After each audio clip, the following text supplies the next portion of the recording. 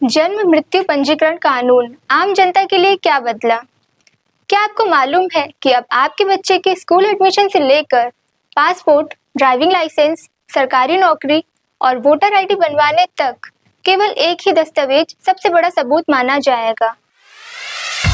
आप देख रहे हैं एजीआई न्यूज। जी हाँ, जन्म और मृत्यु पंजीकरण संशोधन कानून के तहत नियमों को पूरी तरह डिजिटल और सख्त कर दिया गया है।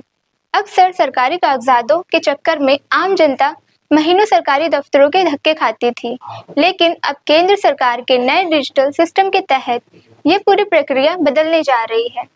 आज एजीआई न्यूज की इस विशेष रिपोर्ट में हम आपको बिल्कुल सरल और आसान भाषा में समझाएंगे कि इस कानून के लागू होने से आपके जीवन पर क्या सीधा असर पड़ेगा, कौन से काम आसान होंगे और किन बातों को ध्यान रखना आपके लिए बेहद जरूरी है। आइए समझते हैं इस कानून के 4 सबसे बड़े बदलाव को। पहला बदलाव है सिंगल डॉक्यूमेंट यानी एकल दस्तावेज व्यवस्था। अब आपको जगह जगह अलग अलग आईडी दिखाने की आवश्यकता नहीं है। चाहे स्कूल कॉलेज में दाखिला लेना हो, ड्राइविंग लाइसेंस बनवाना हो, पासपोर्ट के लिए आवेदन करना हो, शादी का रजिस्ट्रेशन कराना हो या फिर सरकारी नौकरी के लिए फॉर्म भरना हो, हर जगह जन्म प्रमाण पत्र यानी बर्थ सर्टिफिकेट की मुख्य और प्रमाणिक आधार माना जाएगा। दूसरा बदलाव नेशनल डिजिटल डेटाबेस। अब देश के हर राज्य का जन्म और मृत्यु का डाटा केंद्र सरकार के राष्ट्रीय डेटाबेस से सीधा कनेक्ट रहेगा। इससे कागजी फर्जीवाड़े पर पूरी तरह रोक लगेगी। तीसरा बदलाव है वोटर लिस्ट में ऑटो अपडेट। जैसे ही कोई नागरिक 18 वर्ष की आयु पूरी करेगा, डिजिटल डेटाबेस के जरिए उसका नाम मतदाता सूची यानी वोटर लिस्ट में शामिल कर दिया जाएगा और यह प्रक्रिया बिल्कुल आसान हो जाएगी। ठीक इसी तरह किसी व्यक्ति की मृत्यु के बाद उसका नाम मतदाता सूची और अन्य सरकारी रिकॉर्ड में अपने आप हटा दिया जाएगा, जिससे सरकारी योजनाओं में होने वाली धांधली पर लगाम लगेगी।